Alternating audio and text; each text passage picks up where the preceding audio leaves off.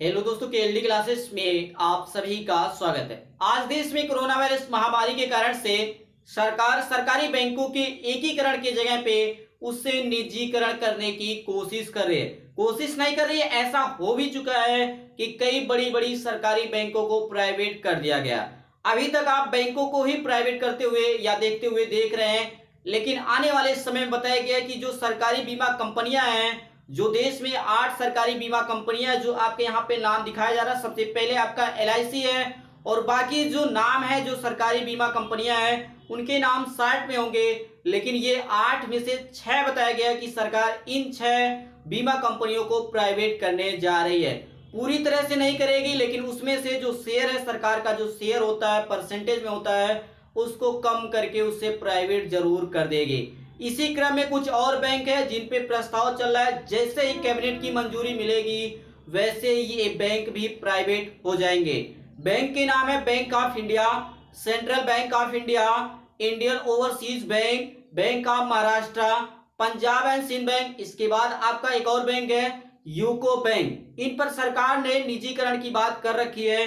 जैसे ही कैबिनेट की मंजूरी मिलेगी ये सभी जो गवर्नमेंट बैंक है इनको प्राइवेट में बदल दिया जाएगा और इससे जो सरकार पैसा कमाएगी, क्योंकि जब सरकारी से प्राइवेट में होता है कोई भी चीज या सरकार अपना जब शेयर बेचती है तो उससे जो पैसा मिलेगा वो इस कोरोना वायरस महामारी में जो सरकार को नुकसान हुआ है, चाहे वो केंद्र सरकार को या राज्य सरकार, उसको ये भरपाई किया जाएगा।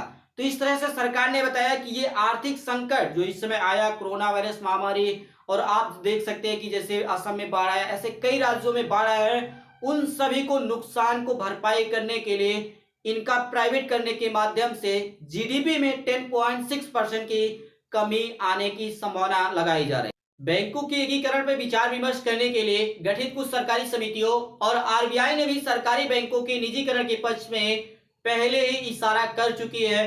तो ऐसे में आप जान सकते हैं कि जब सरकारी समितियां उसके साथ साथ आरबीआई जब इस तरह से तैयार है बैंकों को प्राइवेट करने, सरकारी बीमा कंपनियों को प्राइवेट करने, तो सरकार तो करेगी, क्योंकि सरकार को ही सबसे अधिक इससे फायदा होता है। इस टॉपिक पर आगे बात करने से पहले यहाँ पे एक विशेषज्ञ इनकी भी राय जान लिया जाए कि जो सरकारी बैंकों को प्राइवेट किया जा रहा है, जो सरकारी बीमा कंपनियां हैं उनको भी प्राइवेट किया जा रहा है। तो विशेषज्ञ हैं वर्तमान मुख्य आर्थिक सलाहकार कृष्णमूर्ति सुब्रमण्यम।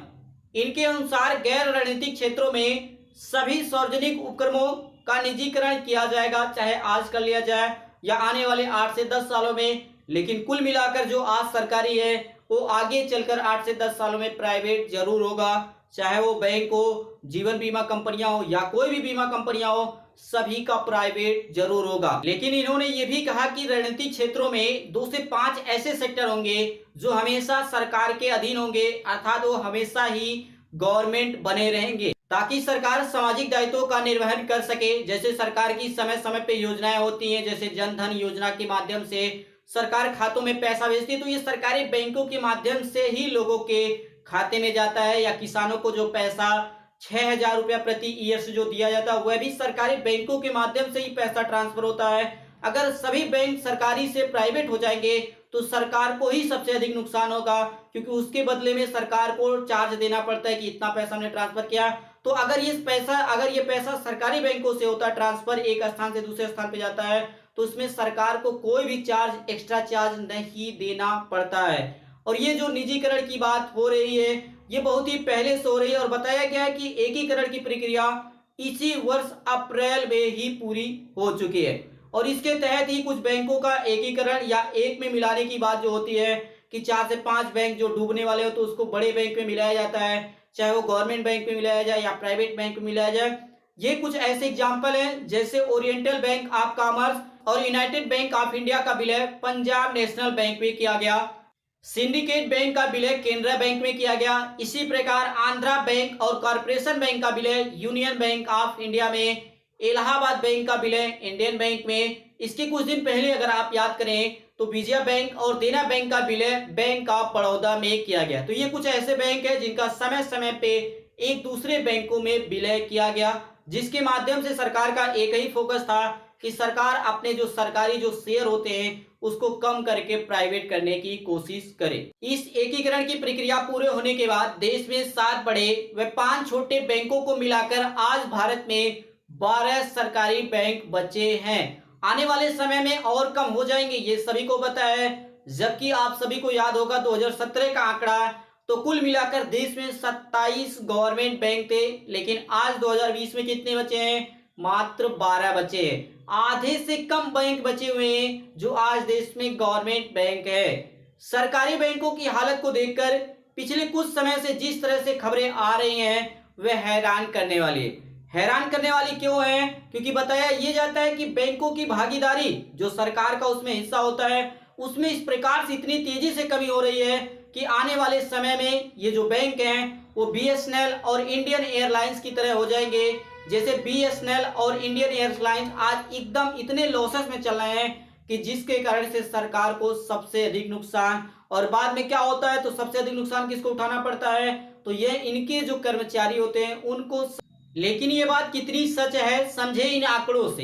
परिसंपत्ति के मामले में, परिसंपत्ति का मतलब होगा यहाँ पे पूरा धन दौलत जो भी होता है, जायदाद, कुल मिलाकर देखा जाए तो भारतीय स्टेट बैंक देश का सबसे बड़ा बैंक है। भारत देश की बात किया जा रहा है। बाजार में इसकी हिस्सेदारी 2019 के मार्च तक आप देखेंगे तो 22.50% अभी भी एसबीआई का पूरे भारत के बैंकों का हिस्से में बना हुआ है। विश्व के टॉप 100 की लिस्ट में अगर देखा जाए तो केवल भारत से एसबीआई बैंक का ही नाम आता है। ये सबसे अच्छी बात नहीं मानी जाएगी भारत के लिए कि इतना अधिक बैंक होने के बाद भी, बड़े से बड़े बैंक होने के बाद भी टॉप 100 में सिर्फ एसबीआई बैंक का नाम आता है। बाकी बैंक कहाँ पे है? इस एकीकरण के बाद पहले नंबर पे एसबीआई होगा, तो दूसरे नंबर पे पीएनबी और तीसरे स्थान पे बैंक का बड़ौदा बैंक होगा, अगर आप देश के टॉप 3, टॉप 4 बैंकों के नाम देखें। इसके बाद ये भी आ रहा कि सरकार के सामने ऐसी क्या समस्या है जिसके माध्यम से सरकार सरकारी बैंकों को एकीकरण के साथ ही वह निजीकरण भी कर रही है। भारत में बैंकों की बिगड़ती हालत का सबसे बड़ा कारण या सबसे बड़ी वजह है एनपीए, नॉन परफॉर्मिंग एसेट। जो बैंकों के माध्यम से लोगों को कर्ज दिया जाता है लेकिन वो समय पे नहीं लौटाया जाता है, तो वही धीरे धीरे जो कर्ज होता है, लोन होता है, वो आगे चल के एनपीए का रूप ले लेता है। पिछले कई वर्षों से बैंक इस समस्या से पीड़ित है, लेकिन कोई समस्या का समाधान किसी भी सरकार में, किसी भी सरकार के शासनकाल में इसका सही से समाधान नहीं हो पाया है। और इसी के मध्य कोरोना वायरस महामारी ने तो और समस्या पैदा कर दी। एक आंकड़े के अनुसार सभी बैंकों का देखा जाए, सभी गवर्नमेंट, प्राइवेट सभी बैंकों का देखा जाए तो इस समय एनपीए टोटल बढ़कर 9,35,000 करोड़ रुपया हो चुका है। ऐसा नहीं है कि सरकार बैंकों को बचाने के लिए फंड नहीं जारी करती। इसी साल अगर देखा जाए, आंकड़ों पर नजर डालें तो सरकार ने बैंकों को बचाने के लिए 20 अरब डॉलर की मदद की, लेकिन फिर भी समय समय पे जो बैंक है वो दिवालियापन हो रहे हैं। इसके बाद हम कुछ पॉइंट में बात करेंगे कि जो बैंक की समस्या क्या है। पहला पॉइंट है कि बैंकों को मजबूत बनाने के लिए उनके संचालन में पारदर्शिता की बहुत ही जरूरी है।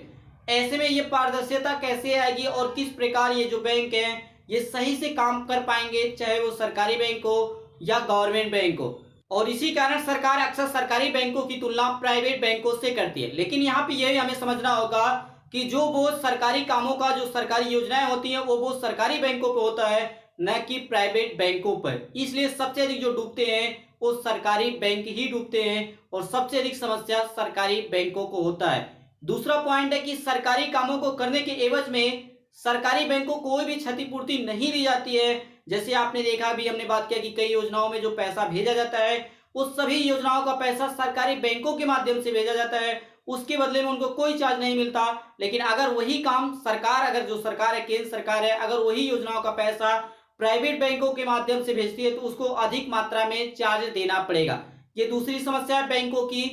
तीसरा पॉइंट यह है कि सबसे जोखिम भरा तो यह है कि कर्ज देने के लिए सरकारें असंभव लक्ष्य निर्धारित करती हैं। सरकार का एक लक्ष्य होता है कि इस सेशन में इतना कर्ज देना ही देना है। ये सबसे अधिक जोखिम जो होता है वो सरकारी बैंकों के ऊपर ही प्रेशर रहता है। और बाद में होता क्या है कि सबसे पहले तो कर्ज देने के लिए विवश किया जाता है और इसके बाद कर्ज माफी के रास्ते जो सरकार के द्वारा उठाए जाते हैं, इससे भी सरकारी बैंकों को सबसे अधिक नुकसान होता है। चौथा पॉइंट है कि इसी के साथ कम मानव संसाधन होने और लक्ष्य बहुत बड़े होने के कारण से कई प्रस्तावों की जांच, जो लोन दिया जाता है बड़े बड़े लोगों को दिया जाता है, बाद में वही जो एनपीए में चेंज होता है तो किसे दिया गया, किस आधार पर दिया गया है, इसकी जांच परख नहीं हो पाती है और बाद में नुकसान तो होता ही होता है। पांचवा पॉइंट ये बताया गया कि वर्ष 1947 से वर्ष 1969 तक अगर आप आंकड़े देखें तो करीब 736 बैंक प्राइवेट बैंक हैं, या तो ये डूब चुके हैं या तो इनका विलय किसी न किसी बैंक में कर दिया गया, और इस विलय और या डूबने के कारण से, प्राइवेट बैंकों के कारण से, इसकी वजह से करोड़ों परिवारों की जिंदगी भर की कमाई लुट गई। नेक्स्ट पॉइंट है, इसी के कारण से वर्ष 1969 में सभी प्राइवेट बैंकों का राष्ट्रीयकरण कर दिया गया, और 1969 से लेकर 2018 तक करीब 36 बैंक जो प्राइवेट बैंक हैं वो या तो डूब गए या उनका विलय किसी न किसी बैंक में कर दिया गया। इसमें लास्ट पॉइंट ये है कि अभी हाल ही में आईडीबीआई बैंक को प्राइवेट किया गया, फिर भी इसके प्रदर्शन में कोई भी सुधार या कोई भी ऐसा नहीं दिख रहा है कि पहले कैसा था और आज कैसा हुआ, उसमें कोई भी चेंजिंग नहीं। जैसे पहले लॉसेस में चल रहा था आज भी वो लॉसेस में ही चल रहा है।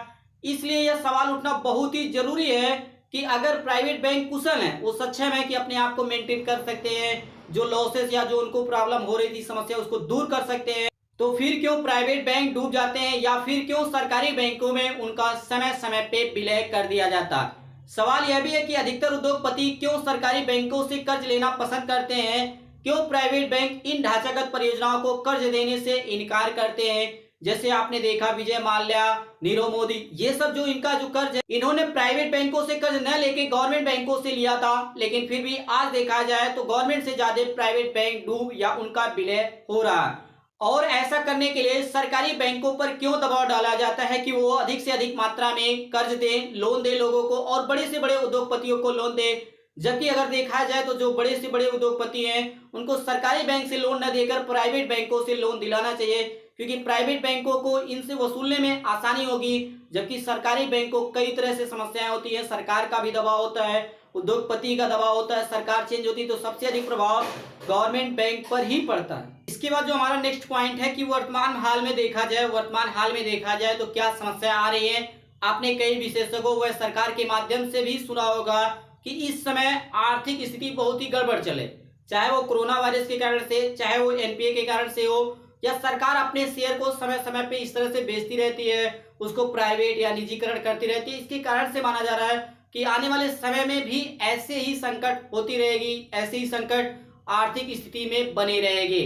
अभी 4 सरकारी बैंकों जैसे Indian Overseas Bank, Central Bank of India, UCO Bank और United Bank of India RBI की त्वरित कार्रवाई जो फ्रेमवर्क होता है उसके दायरे में है, जिसके कारण से ये जो 4 बैंक है ये न तो किसी को लोन दे सकती है, ना ही कोई ऐसा रिफॉर्म कर सकती है जिससे लोगों या जनता को फायदा हो सके। अगर इन 4 बैंकों को निकाल दिया जाए तो हमारे पास मात्र 8 सरकारी बैंक बचते हैं जो लोगों को लोन प्रोवाइड कर रही हैं। उसके साथ साथ सबसे बड़ी समस्या ये है कि इन 4 बैंकों के साथ कि जब तक इस पर आरबीआई की निगरानी बनी रहेगी तब तक इन 4 बैंकों में कोई भी इन्वेस्टर इसमें इन्वेस्ट नहीं कर सकता, और ये सबसे बड़ी समस्या मानी जाएगी इन बैंकों के लिए। भले ही सरकार कुछ सरकारी बैंकों और बीमा कंपनियों के निजीकरण की बात कर रही है और कई ऐसी कंपनियों का हो चुका है निजीकरण, लेकिन क्या निजीकरण से मौजूदा समस्याओं का समाधान संभव है या इसी तरह से करती जा रही है लेकिन उसका समाधान नहीं हो पा रहा।